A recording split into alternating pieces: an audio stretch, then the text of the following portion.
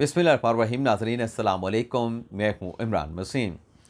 नाज़रीन, इस प्रोग्राम में जो बड़ी ख़बर आपके साथ हम शेयर करने जा रहे हैं, वो ख़बर उस सुनहरी मौके पर मुश्तमिल है जो बानी तहरीक इंसाफ इमरान ख़ान को मिला तो सही, लेकिन साबिक़ वज़ीर आज़म इमरान ख़ान उस मौके से फ़ायदा ना उठा सके।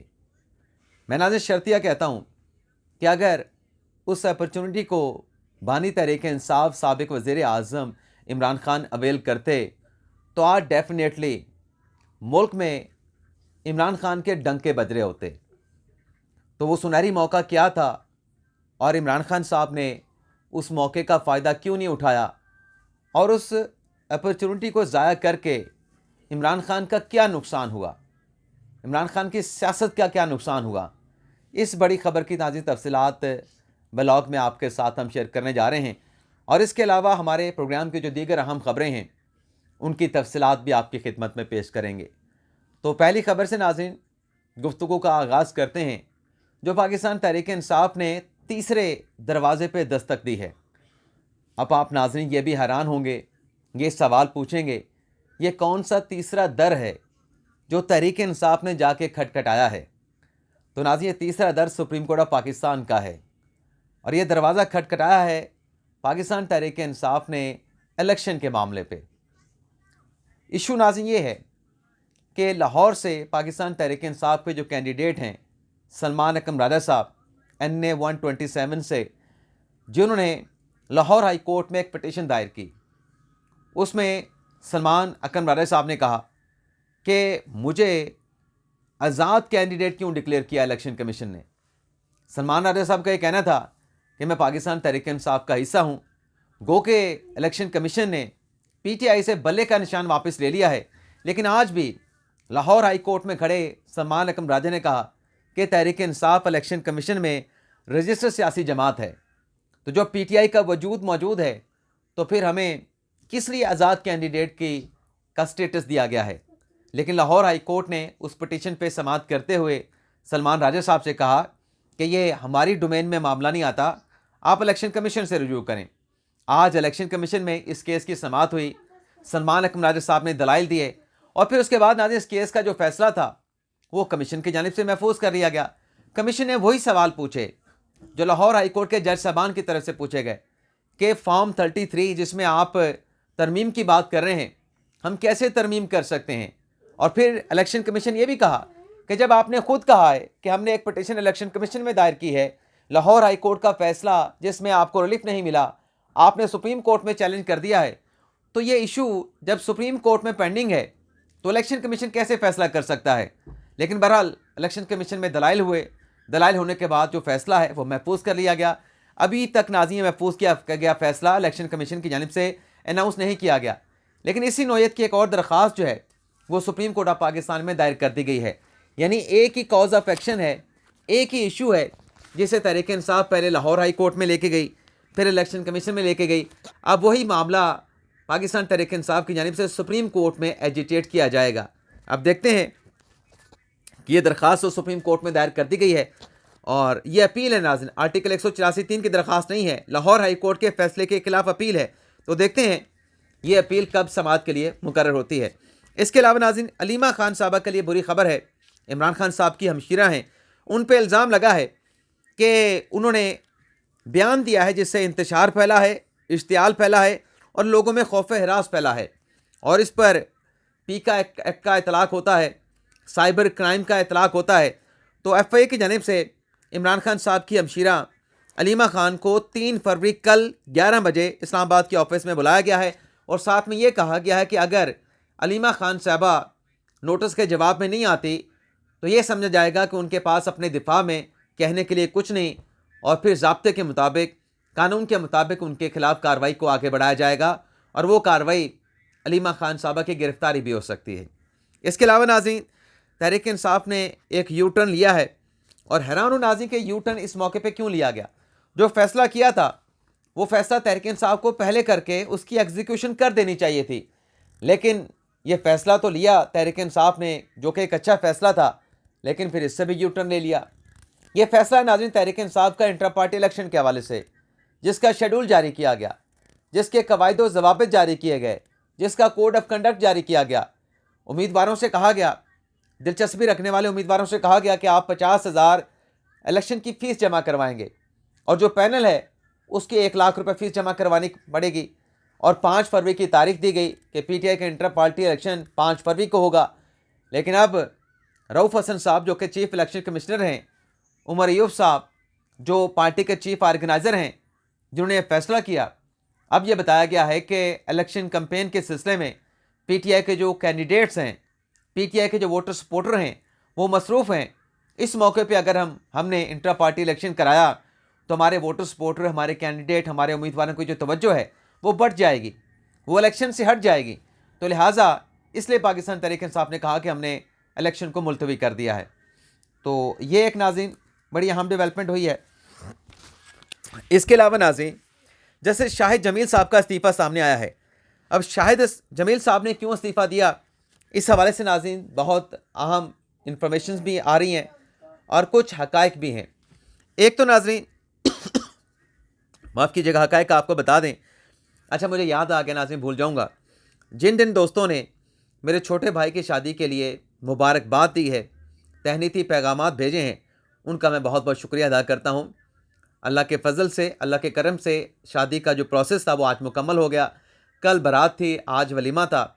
तो सारा अमल बड़ी खुश उसलूबी के साथ जो है तय पाया है। तो आप लोगों का बहुत बहुत शुक्रिया अपने मुबारकबाद के पैगामात देने का। तो जैसे शाहिद जमील साहब लाहौर हाई कोर्ट के जज हैं, 2014 में ये लाहौर हाई कोर्ट के जज बने थे और जब इन्होंने इस्तीफ़ा दिया, ये लाहौर हाई कोर्ट के जजेस की जो सीनियरिटी लिस्ट है उसमें 11वें नंबर पे थे। एक तो नाज़रीन हकीकत ये है कि जैसे शाहिद जमील साहब जो हैं, नून लीग के जो रहनुमा है राना मशहूद साहब, उनके चैम्बर से इनका ताल्लुक़ था जब ये जज बने थे। और ये भी कहा जाता है कि इनका दूर या करीब जो है जनरल बाजवा के साथ भी कोई ताल्लुक़ या रिश्तेदारी मौजूद है। लेकिन नाज़रीन इनके इख्तलाफात की ख़बरें भी सामने आई थीं और जब मैं नकवी साहब वाले नाज़रीन इस्तीफ़े की बात कर रहा था, नकवी साहब वाले सुप्रीम जुडिशल काउंसिल में रेफरेंस की बात कर रहा था, तो मैंने मोहम्मद खान भट्टी की एक वीडियो का जिक्र किया था जिसमें उनसे सवाल हुआ था कि आप लाहौर हाई कोर्ट में अपने जो काम हैं वो किन से करवाते हैं। तो 3 जजेस का उन्होंने नाम लिया था मोहम्मद खान भट्टी ने। परवेज़ इलाही के साबिक प्रिंसिपल सेक्रेटरी रहे वो पंजाब में। उनमें एक नाम नाज़रीन लाहौर हाई कोर्ट के जस्टिस शाहिद जमील साहब का भी था। जब ये नाज़रीन उनका नाम मोहम्मद खान भट्टी की मुबैना वीडियो में लिया गया तो फिर जज साहब ने, शाहिद जमील साहब ने chief justice Lahore high court से कहा कि आप इस मामले पर हकीकत का पता चलाने के लिए फुल कोर्ट बिठा दें, फुल कोर्ट बेंच बना दें। लेकिन लाहौर हाई कोर्ट के जस्टिस अमीर हुसैन भट्टी साहब ने, चीफ जस्टिस साहब ने इस पर फुल कोर्ट तश्कील नहीं दिया।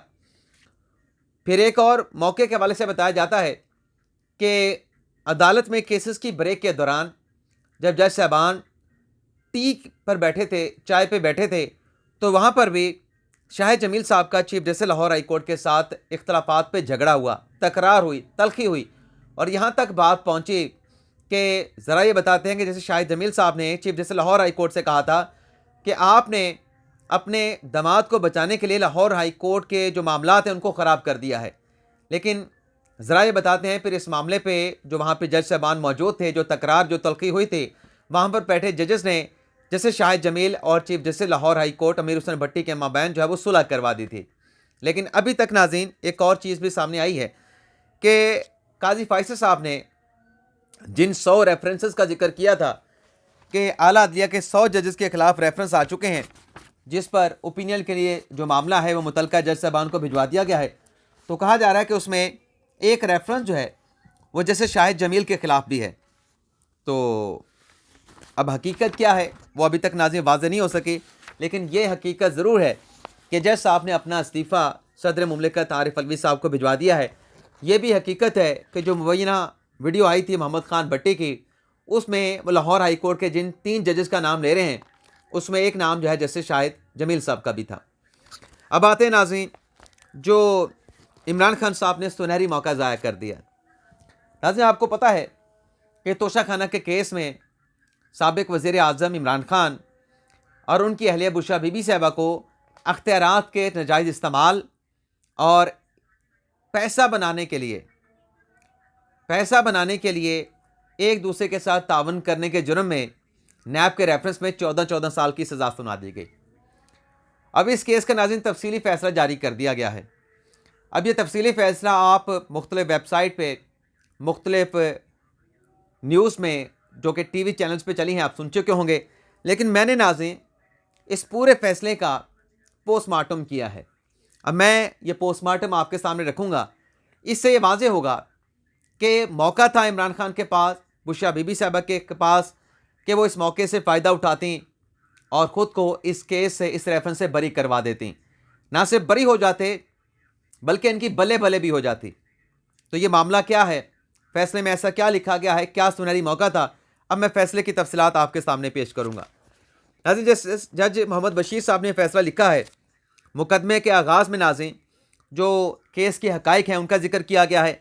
आगे चल के जो गवाहान हैं नैब के, उनके बयानात इनकॉर्पोरेट किए गए हैं और फिर आगे चल के ये कहा गया है कि इस तोहफ़े की जो वैल्यू थी, जो तखमीना था, जो कि अंडर वैल्यू लगवाया गया, जिसमें वादा माफ़ गवाह सुहेब अब्बासी, इनामुल्लाह शाह का स्टेटमेंट मौजूद है, लेकिन जब दुबई से इसका तखमीना लगाया गया तो तकरीबन 3 अरब और 16 करोड़ के करीब लगाया गया। आगे चल के इमरान खान साहब के रवैये का जिक्र किया गया है कि इस पूरे रेफरेंस में इमरान खान और बुशरा बीबी का जो कंडक्ट है वो कोऑपरेटिव नहीं था। अब यहाँ पे नाज़रीन मैं एक और बात ऐड करना चाहूँगा।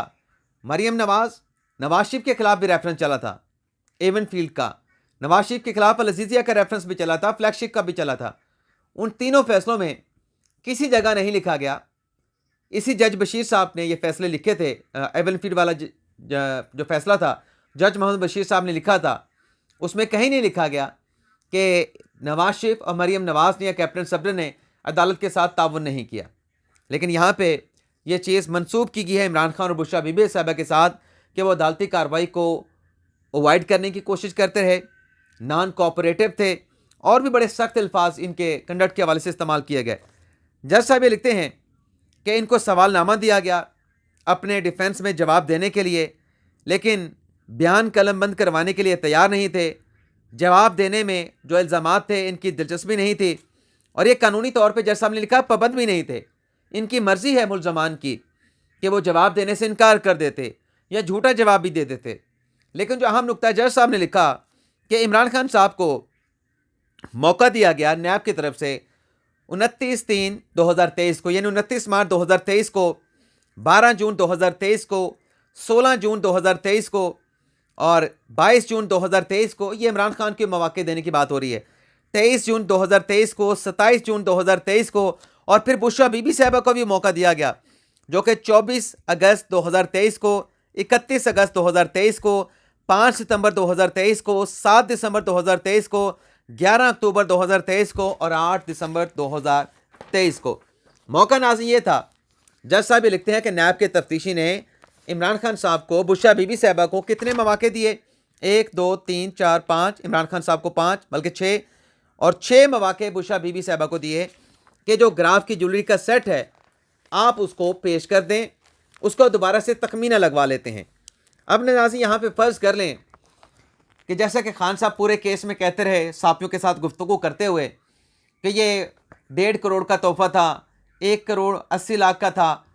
तो अगर ऐसा केस खान साहब के ख़िलाफ़ बन रहा था तो खान साहब को नहीं चाहिए था, जब रेफरेंस भी दायर हो गया था, अपने दिफा में वो ग्राफ का ज्वेलरी सेट जज मोहम्मद बशीर साहब के हवाले कर देते और कह देते, जज साहब ये तो 1 करोड़ 80 लाख से ज़्यादा का नहीं है, आप ये तोहफ़ा अपने पास रखें, नैब को दे दें या हुकूमत पाकिस्तान को दे दें, हमें ऐसा तोहफ़ा नहीं चाहिए और ना ही ऐसे तोहफ़े के एवज़ हमें किसी किस्म की सज़ा हो, हम ये नहीं चाहते।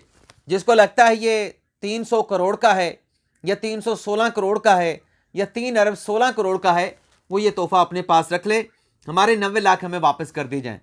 ये नाज़रीन जो मौके नैब की तफ्तीशी ने दिए, पहले तो खान साहब को ये अवेल कर लेना चाहिए था और फिर जब नहीं अवेल किया तो फिर जब रेफरेंस पे समाअत का आगाज़ हुआ था तो तब पेश कर देते।